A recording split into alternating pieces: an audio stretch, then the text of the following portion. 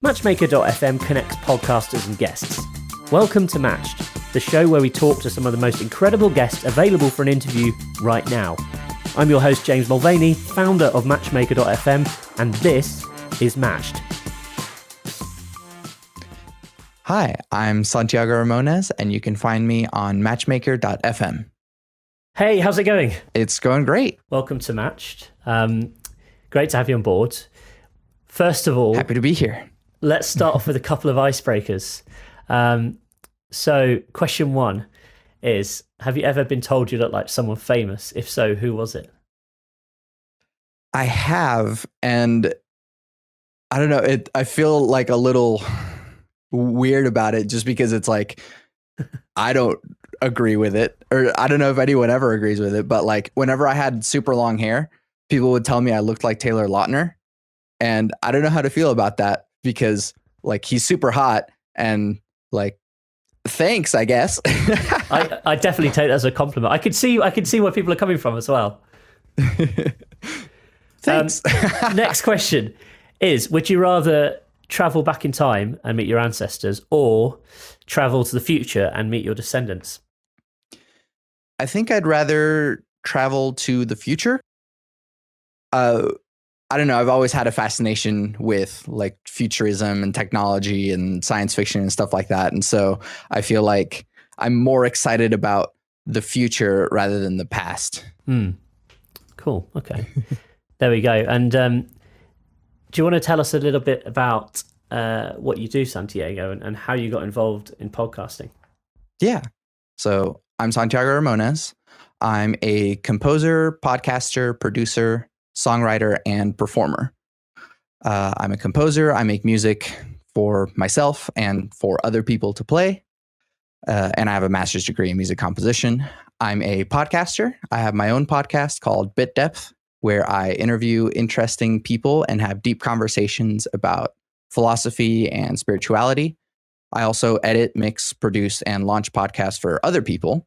So cool. If you don't want to deal with the audio side of podcasting or don't know how to start, I'm here to help you with that.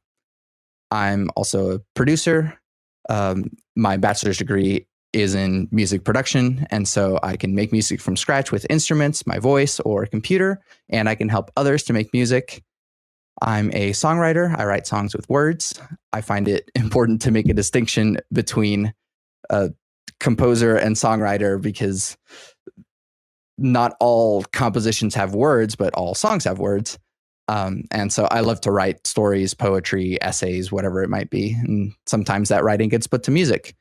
Finally, I'm a performer. Not only do I perform the stuff that I make, I also perform stuff that other people make or collaborate with others, be it on stage, in studio, or in front of a camera.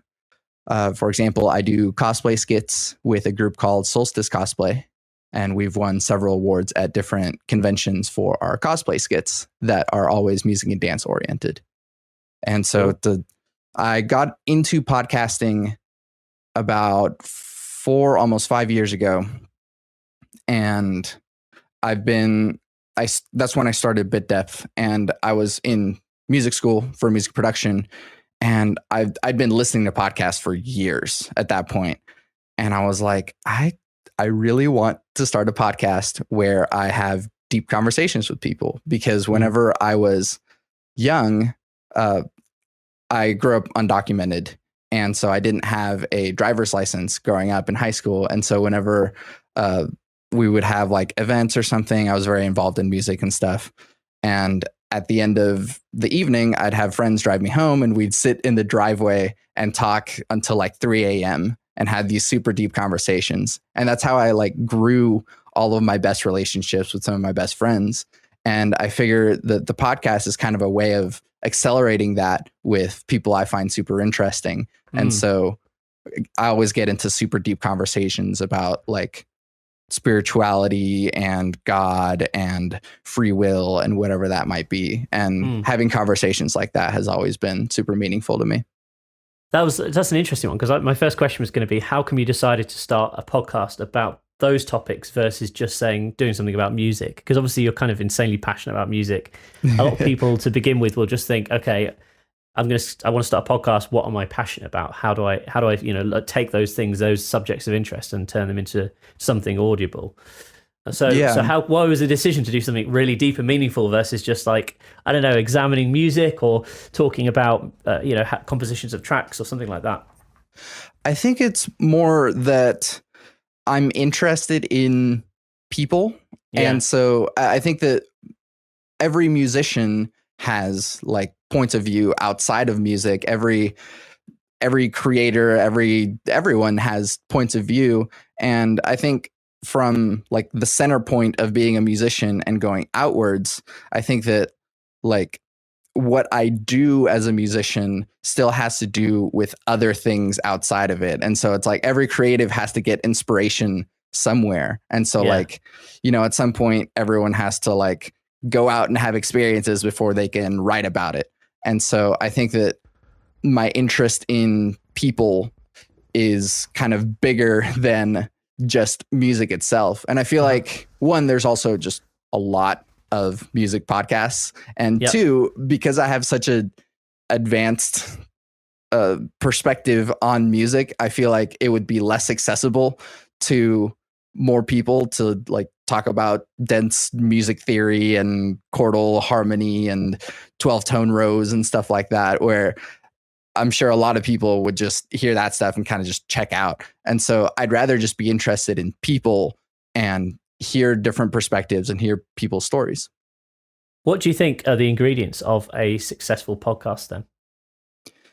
I think that there needs to be comfort in front of a microphone for one, and it needs to be sort of interesting to listen to. I think that having a unique idea for the podcast is one of the better sort of foundations for making a successful podcast. I feel like there's so many podcasts out already, and while it can be fun to just kind of start one and be like, oh, it's My Name the Podcast or something, I feel like having some sort of premise or having some sort of question, something in there to really pull people in and know that like this experience is going to be different than anything else that I listen to. Mm. And do you think as well, like you mentioned earlier, the podcast has obviously had a big impact on your writing as a musician. So that's quite an interesting topic, I think. It's like taking what you're learning in podcasts and then applying them to other areas of life in general, or as certainly as a creative person.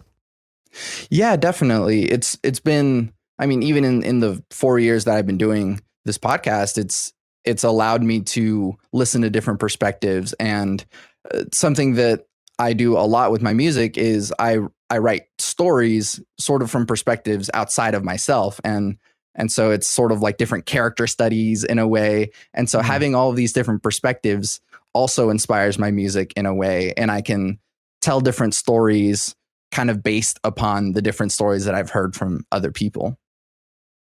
What's your approach to coming up with new episodes and finding guests? Do you have a sort of set pattern that you follow? Do you kind of make each episode completely unique? What's your approach to that? So I guess I'll start with finding guests, but I generally just find people that I'm interested in. I mean, Matchmaker has made it a lot easier to find interesting people. And so I find someone that I'm interested in, check them out a little bit. I try not to go too deep because I know that I'm going to ask them a lot of questions about it anyways. And so kind of keeping it fresh to have some genuine curiosity about it. But I do kind of ask like, who are you? What do you do? And then depending on their answers and how they respond, I'll just try to be genuinely curious and try not to prepare a whole lot. I do want to be prepared, but kind of let my genuine curiosity drive the questions that I'm going to ask. But then on the second half of the interview, I do have set questions that are really challenging. So like, what is the role of spirituality or religion in your life? What is your definition of God? How do you determine what good behavior is? How do we reduce the division? What makes you content? Stuff like that everyone probably has an answer to, even if they haven't thought about it very much. But kind of even hearing people think these answers out loud, it can really get to the core of who a person is. That's fascinating. So, because I think some people when they sort of think, okay, I'm going to start a podcast which is based on interviews, they'll go one route or the other. So there's people who will either just go the complete let's make it up as we go along and just see where the conversation leads us route, and there's other people who sometimes go too far the other way, I think. So like they'll have like these rigid questions and they daren't deviate from them at all. So do you think that kind of helps you strike a balance in the content you're creating in terms of, yes, you can kind of have fun with it, you can ask some questions that are unique to that person, but then also you have that sort of formulaic kind of strategy that you can fall back on? And also, do you edit those together, or do you just keep them as two separate sort of segments? So I actually record two separate podcasts, which is it's kind of hard to ask people for 2 hours of their time, but it's like I do have the first podcast being an interview, and that is a bit more structured, and I know pretty much what questions I'm going to ask, especially within the like spirituality or like deeper section. But then on the second podcast, once we sort of gone through the difficult questions about life and the universe and stuff like that, then we just do a completely unscripted conversation. And I think what that is, I did a presentation over this at one point in school, which is like, I feel like my podcast is a accelerated friendship pipeline. And so like by kind of, oh, who are you and what do you do? And like, how did you get into that and stuff like that? It's easier for people to talk about themselves. And then kind of going into those deeper questions, the things that like, maybe people don't talk to everyone about or even anyone about. And by the time we get to the other side, it's like, man, I feel like we just went through a lot together. And so having a just open conversation on the other side of it about whatever it is that I'm curious about or whatever we're curious about, we can have a free form conversation. And that also kind of allows me to partake in the conversation a little bit more rather than just berating people with super hard questions. I think, I'm just trying to think the last person to ask me the definition of God, that's that's a question. That's a big one, isn't it? So do you think you could apply that to any podcast? Is that something that every podcaster could potentially take into their thing, asking some, like, even if it's just one, like really deep and meaningful question that's kind of probably everyone has an answer to, but is not something that most podcasters would ask? I think that we are kind of severely lacking in deep, maybe spiritual conversations in general in the world. And I feel like, podcasts have been blowing up lately anyways. And that is kind of because the news cycle and everything is kind of these tiny snippets of information. You don't really get to know anyone at all. So I feel like everyone could benefit from having just a slightly deeper conversation about like, where are we in the universe? What is our place? Where are we going as humanity? What is God? And how does that influence where we are and how we behave and interact with the world? It's all this sort of stuff that like really navigates our lives, but no one ever gets to talk to or talk about. Okay, brilliant. And so, obviously you mentioned you have lots of guests on your podcast. Matchmaker's made it helpful actually to find guests. I'm curious to know, why did you sign up for Matchmaker in the first place, and also to hear about some of the connections that you've been able to make using the platform? Yeah, so I signed up kind of because of COVID, and it was a lot harder for me to find people. I live in Oklahoma City, and Oklahoma hasn't been the best about being safe around COVID. And so kind of for my own safety, I'm a singer. And so I'd rather not lose my lungs for an extended period of time. Good idea. And so using Matchmaker to do a lot more remote podcasts and find interesting people that way, that's sort of been the big reason. And it's been super helpful to have all of these backlogged podcasts, so I don't have to stress so much about it.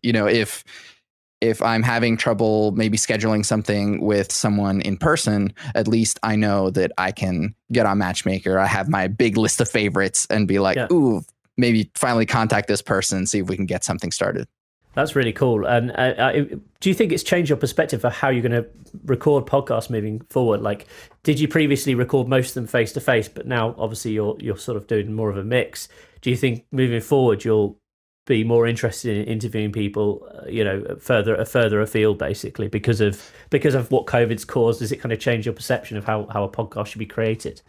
Yeah, I think that one of the bigger things that it's shown me is that, and I've kind of kept learning this over the years, is that just ask anyways. Like I feel like there's a caliber of person or something that I felt like, oh, well, I can't have them on my podcast because I'm this whatever that I think I am.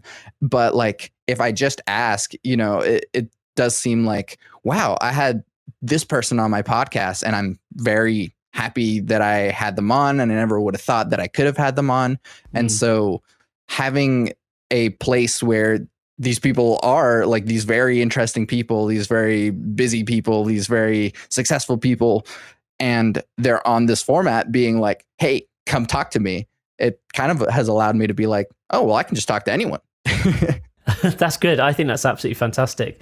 And just to finish up, what advice would you give to someone who's maybe looking to start in podcasting? Do it. Hire me. No, I'm kidding. But not really. Honestly, I don't think that everyone should start a podcast. There's a lot of noise that's hard to cut through, and not everyone needs to add their voice to that noise. I think you should start a podcast if you have an idea that no one else has done or no one else can do like you. I think you should refine that idea and workshop it and talk to people you trust about it until you feel completely confident that you absolutely have to start this podcast.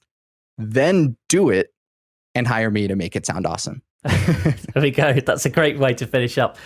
Thanks very much for your time, Santiago. Pleasure to speak to you. Just to finish up, if people want to get in touch or they find out more, how can they tune into your podcast? How can they reach out to you? Yeah, so I'm Santiago Ramones, and all my stuff is on santiagoramones.com. On Instagram, I'm at Santiago Ramones Music. But yeah, santiagoramones.com is the best place to find me. And my podcast is Bit Depth, and that's available everywhere. There is an easier way to get booked onto more podcasts as a guest. Join matchmaker.fm for free today and start making connections with podcasters who are looking for guests just like you.